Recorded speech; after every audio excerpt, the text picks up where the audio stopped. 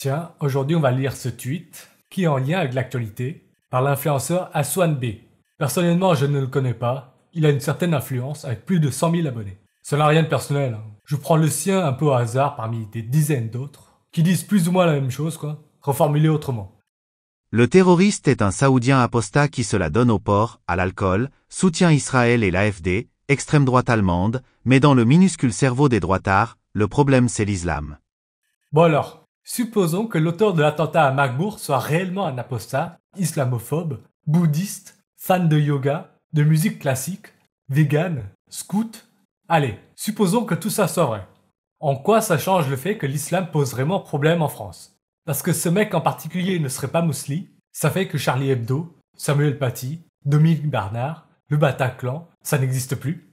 En quoi le fait que l'auteur ne soit pas mousli change tout ça?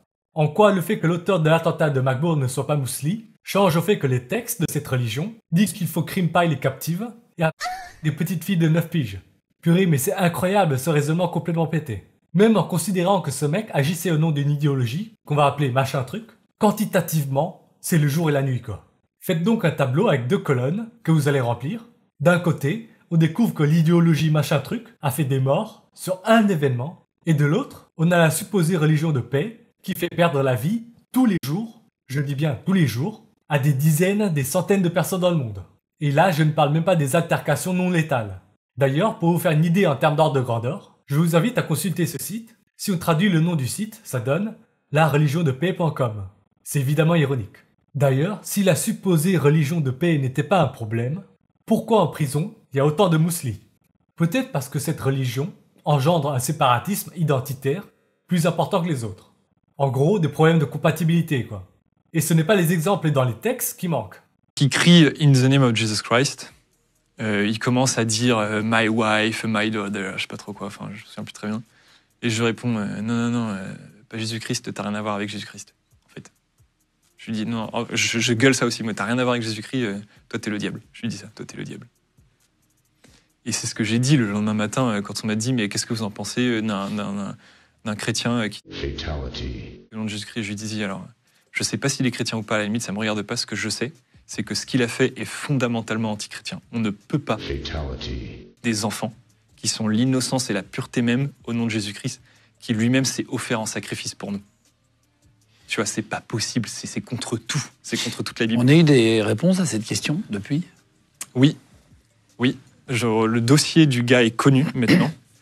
J'ai rencontré d'ailleurs la magistrate qui s'était occupée de son dossier. C'est un ancien de l'armée de Bachar al-Assad, déserteur, affilié État islamique, qui a fait des bêtises avec l'État islamique, qui a trouvé au bout d'un moment que c'était pas très drôle, qui donc a voulu demander l'asile politique en Europe, mais on lui a dit pour pouvoir avoir l'asile politique en Europe, il faut que tu sois soit chrétien d'Orient, soit homosexuel. Enfin, déclaré en tant que chrétien d'Orient ou déclaré en tant qu'homosexuel. Ça va te faciliter les démarches. Et donc, il s'est déclaré chrétien d'Orient. Donc, en fait, il a faussé son identité en Turquie. Et en fait, après, il a dragué une vraie chrétienne d'Orient pour le coup. Il a refait sa vie avec elle en Suède.